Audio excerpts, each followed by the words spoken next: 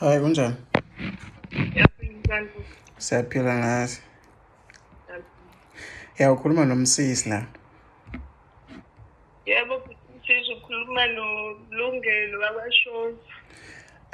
Sisami ngibona kwi-social media uposte noma uzwakalisa okungenami mhlampe ngokwenzeka empilweni yakho. Ngiyafisa ukuthola ukuthi kahle kahle kwenzakalani. Ngiyasibona isimo sakho kwi-social media nabantu abaningi sebeqalile bayakhuluma ngaso, but ngidecide ukuthi-ke ngikufonele ngizwe nje, ngikhulume nawe ngizwe ukuthi sithini isitori. Mhlampe thina as abantu be-media akukho wena esingakwazi ukusiza ngakho ekuvezeni isitori sakho ukuthi uthole usizo. Ngiyezwa umsizi ngiyabonga nokuthi gcina ningifonelile mhlawumbe ngizoluthola nosizo. Ngigcine sengiphosta kwa-Facebook because ngibona ngathi akulunga kuhlangana.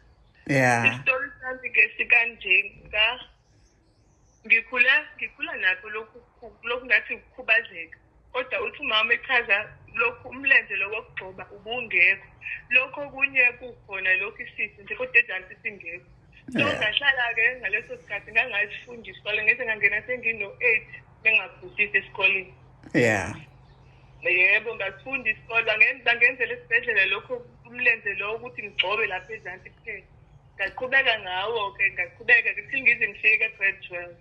Ngithe ngifike e-grade, ngiyawubona lo mlenze uyancipha kodwa vele bengiwushintsha, yabo ngihambe kuzele 2 years ngiwushintsha, into kuzele 2 years ngiwushintsha. Inyama ilokhu iyancipha nje, ngiyawubona uyancipha. Ngigcine sengiripota umlenze kanje kanje. Ethi yena angiye eklinikhi, ngiye eklinikhi futhi bayichaze eklinikhi umlenze ukanje kanje.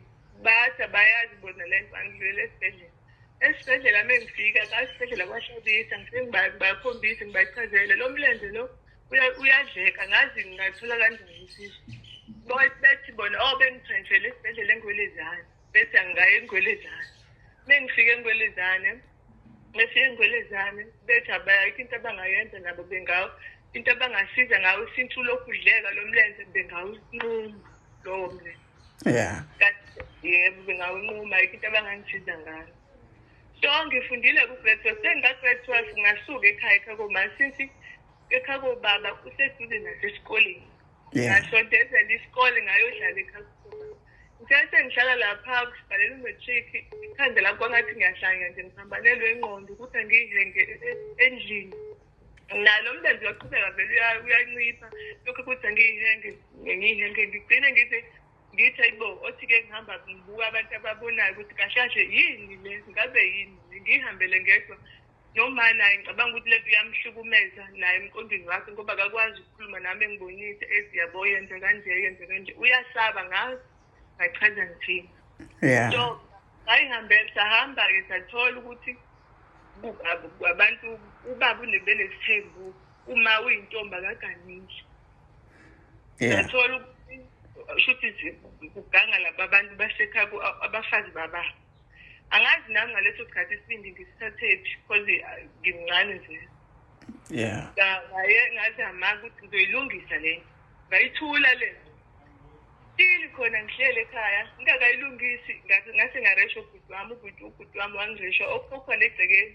Ngajama ozalo obunye uma basisephendini, ngaresho ubhuti wami. Ngathi ngiyombophisa, ngihamba ukombophisa ngithi ngiyovula icala. Bangifonela bathi buye sizokhuluma kuqala as umndeni. Wabiza umndeni sizohlala phansi sikhulume. Bonke abekho kwayesesayidini yami lokho-ke. Ngiqhubeke ngiyayinothisa le nto, iyadlula nje like ayenzeki, ngathi nje into engekho, yabo futhi. So ngisuke-ke isibindi sami ngiceda ukubhala ama-exam. Ongakaceda ukubhala ngiye kubaba bengakashoni ngoba kasekho emhlabeni.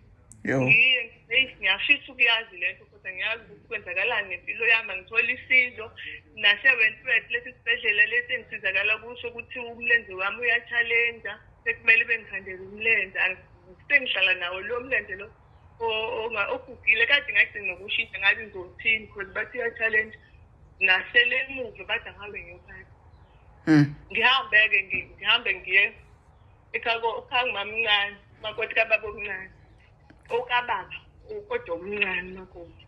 ngifike ngimchazele ngimbuze ma kwenzakalani. Nakho ngithi ngiyahamba impilo yami asihlangani akwenzeki lutho kwenzakalani akuchazi ma. Esho ekhuluma ethena akazi lutho kahle kahle ngempilo yami umuntu uyazi yabo kodwa yakho umuntu uyazi ufuna ukukhala engakhulumi ethamba ukukhuluma nobaba wakho ekhaya elikhulu. Ngihambe ngiyabuya ubaba bafice ngempela bakhona umndeni ukhona. Ngifike ngiqale ngibuze kubaba uma wamtshela ukuthi ubaba wangiphika wathi yena akazi wadlala ingane into enjengenanyama bathi azi badlala into enjekashoze engenanyama. So ngifike-ke ngibuze baba ngizwa kuthiwa uthi uma wangiphika.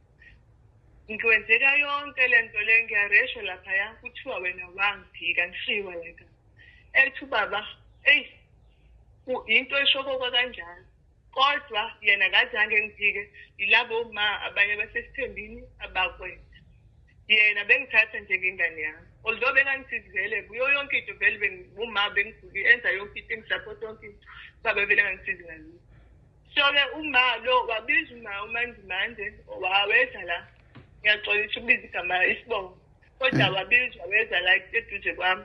Ngafike ngachaza mina wavuma uma phambi kwami wathi yebo yenzeka leyo nto yenzeka wena wawusakhulelwe usho ukuthi uzalwa nayo wathatha umuntu ngahamba ngiyokufaka kulowo muntu owakwenza kanje.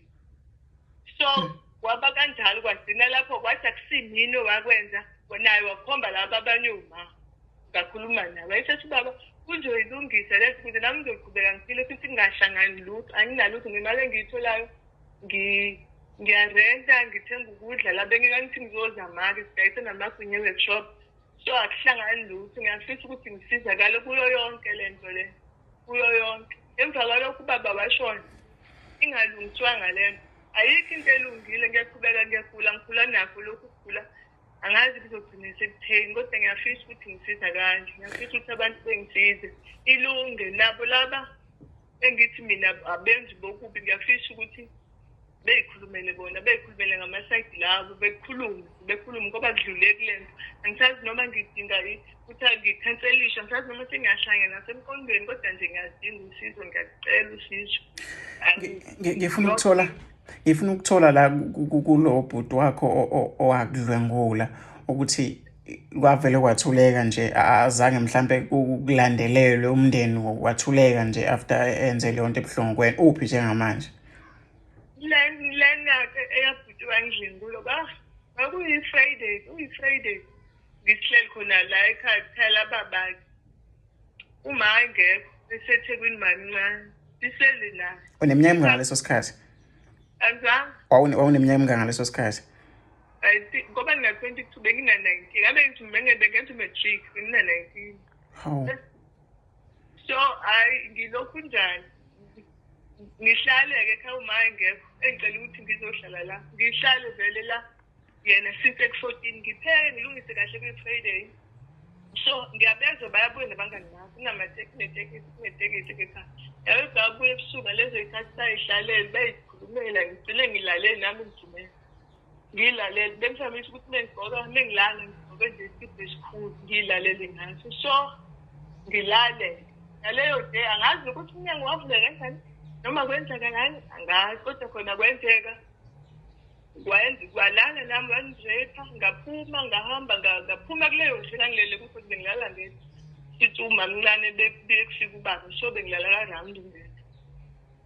Waphuma ngaya endlini yababa ngifike ngahlala khona ngalinda kwahla ngahamba ngavuka ekuseni ngayothatha ifoni yami ngithatha ifoni bengivuka ngiyabuka endlini ngifica isikibha sakhe lo ubhuti wami futhi isikibha sakhe nefoni bese ngithatha ifoni yami mina ngibikela ubhuti wami omdala ngimtshela ngithi hayibo ubhuti omdala sekwenzakala ukuthi la ekhaya ubhuti ukuthi wenza ukuthi ubhuti ubuhle benza ukuthi ethi yena ungayisho leyo ithule uzomehlisa isithunzi ngakubulala ngisho ukuthi naye ngayibulala ithule kuwe le nto ngithule nami siyabhala sekuyisabati manje ngiyabhala vele esikoleni ngithuke ngidlenta angikwazi nokutshela uma naye ubhuti ngawe uyavala wafika-ke ngiyapakisha iy'mpahla ngingcola ukuthi ngiye kumngani wami behlala emqashweni ngipakisha iy'mpahla engene efike ethatha ifoni yakhe ethatha isikibha sakhe ahambe. Bese ehambile-ke ebhala ama-message yaxolisa bengidakiwe bengidakile. Emva kwalokho bese ngithule nami ngiyabasaba laba bantu, ngiyabasaba vele, bayasatshwa. Hhayi ngithule lento ungayisho. Ngihambe ngize ngigcine ngibhale Monday. Uyangibuza umama uncane kwenzakalani? Akusazi ngizabele endlini yonke le nto. Ngingamtsheli. Ngihambe Monday ngibuye esikoleni ngicela ukubhala. Ngidlule ngithi ngiye emaphoyiseni ngiyoripota. Ngiyoripota le case le. Ngifike khona-ke bese ngikhona efoni umncane engibuza ibo washaya lesikhathi ngekho ngifuna ngiyovula icase ubhuti uthi ungirephile isikhathi wena ungekho usekonzweni Friday. Ethe nabuya sizohlala phansi sikhulume njengefamily. Sobize abasekhakoma sibize abasekhakoma. Nawe ngempela hayi babizwe bafike sahlangana. Sahlala phansi, ngadlala ama-VN, ngaveza ama-message wonke. Akekho noyedwa, akekho owavuma. Wathiwa kuqala ngawe lekhaya, kuningi wasey'hlala iy'ngane lekhaya kathi kalala nawe wena usesha ngani, wazilalwe nawe. Noma wami wayengakwazi ngisho ukungikhulumela welokhu ekhala ngaleso sikhathi. Akekho owabasesayidini lami. Owabasesayidini lami ubhuti wami. Naye sesigcine sesixabana naye, kubanga ukuthi ngahaye emngcwabeni kababa. So akekho owangisapotha ngaleyo nto efemelini, akekho owangithatha serious. Wathiwa vele wena ubudwayele ukuthatha ifoni kasibani udlale ngayo ama-video yonke into yokuthi ubudwayele. So kwaphela kanjalo nami ngayidikilela sithi ngingasaphethwa umuntu. Isinqumo abashale basithatha laphaya angidazi, ngayidikilela ngahamba ngaya ekhakoma. Ngaphindela ekhakoma. Ubhuti wami-ke lo ngithi nawo uyi-one wangisapota. Wathi shuthi sukela namhlanje asasiba bandawonye. Because wena enganeni iyakithi ihlanganiswa baba ubona intombi. Shuthi njengoba idaluza la igcikeni ubona intombi. Ngahamba ngahlala-ke ekhakoma. Kuze kufike esikhathini sokuthi ubaba eshone. Mekwenza imicimbi angi-athenda ngenza ukuthi nje ngiyizwe. Ngiyaqhubeka nomsebenzi wami uyayisilela ngavele. So emva kwalokho emva kokuthi ngisekhakoma kushona ubaba engakayilungisi yonke izinto zami eshona ubaba. Ngiye emngcwabeni wababa ngithi ngiyobhodla ngifuna ukuthi ilale ngokuphumula ngoba ngazi noma ngilunge kakhulu ngithi ngiyobhodla ilale ngokuphumula. Ngiye lapha bekhulume yonke into bembeke kahle yonke into yokuthi hhayi ngisukume amanazareth ngisukume ngithi mina ngisacela ukuthi ngisukume ngoba ngikwazi ukufuqa. Ngisacela ukuthi ngikhuluma ngimile. Ethi bethathi hayi ngingaqhubeka bese ngiyachaza-ke ngisho yonke lento nokuthi oma bavuma phambi kwabantu phambi kwalabo abantu abaphilayo iy'hlobo zobaba yonke into ngichaze yonke into. Yonke into ngibatshele-ke ngihambe-ke bese ngiqedile ngalinda kwangcwatshwa ngakusasa ngahamba ngasezwanga njalo ngaphindela ekhakoma. Angihlalanga ngisho usuku lokuqala usuku lolo ngafika ngale emngcwabeni lobhuti lo wayengikhulumelile wangixosha ekhaya kodwa kungixosha kwakhe ngiya-understanda mase ngicabanga kahle ngihlala phansi ngiyacabanga ukuthi mhlawumbe ngithanda kakhulu noma uyangi-understand uphatheka kabuhlungu bese ngiphindela lapha emva kwayo yonke le nto. Yo, kwazi kabuhlungu. So uma wakho njengamanje ukephi mhlawumbe ubhizi ngani uhlala naye la ukhona njengamanje? Uma usemakhaya angithi ngaqala ukusuka emakhaya kathi lapho ushayisene nobhuti wami wangixosha wangishaya ngasuka-ke ekhaya ngeza la eThekwini ngithi ngizozama mhlasimpe ngizame indaba yey'kole ngilungise umatric yonke into ngasuka kanjalo-ke kodwa ngiyaphindela ekhaya ngimcheck-e ngiphinde ngibuke. Yena akase-right naye kuma washawe stroke so umuntu oyihlalela phansi akasebenzi akenzi lutho. Yo. Alright, so uma kukhona umuntu ofisa ukukusiza mhlambe ikuphi ongakusho nje ongathi mhlambe ngiyazi uke wakubala ukuthi udinga ne-counselling mhlambe kuphi okunye ongakucela kubantu abangakwazi ukuthi bekusize ngakho abantu abasilalela lesi story njengamanje nabantu abazosilalela futhi? Angazi ngiyaqala ngithini because kunzima kakhulu ngasekhaya siphila ngale mpesheni yami kuyabanjwa kuyayeka kwenziwa kanjena angazi kodwa ngiyafisa ukuthi ngisizakale noma yonke angazi ngathini kuningi kakhulu kodwa-ke special nokomlenze ngiyafuna ukuthi bengisize umlenze wami ube right anginawo ngisho amabhandisha yabona bafaka phakathi emlenzeni ngisenawo sesingasayi esibhedlela bathi bazonquma ngahlala phansi nomlenze wami uyathekenya anginamaso ukuthi anginayo naleli bhande libamba la edolweni ukuthi umlenze ungaqini because ngathi abo ngicela ukuthi bengikhiphele ibhande liyangilimaza esiqolo because behamba ibhande lize eqolo so anginalutho angazi ngathi abantu abangisize kuningi kakhulu kodwa nje ukuhamba phambili lokho komlenze wami. Kwaze kwanzima ngizozama ukushiya inamba la kule video esenza makhona umuntu ozokwazi ukuthi ekulekelele ekusize ekwazi ukuthi exhumane nawe kulolu daba. Ngiyabonga kakhulu isikhathi sakho sikufisela okuhle ngathi konke kungahamba kahle. Yebo ngiyabonga. Siyabonga.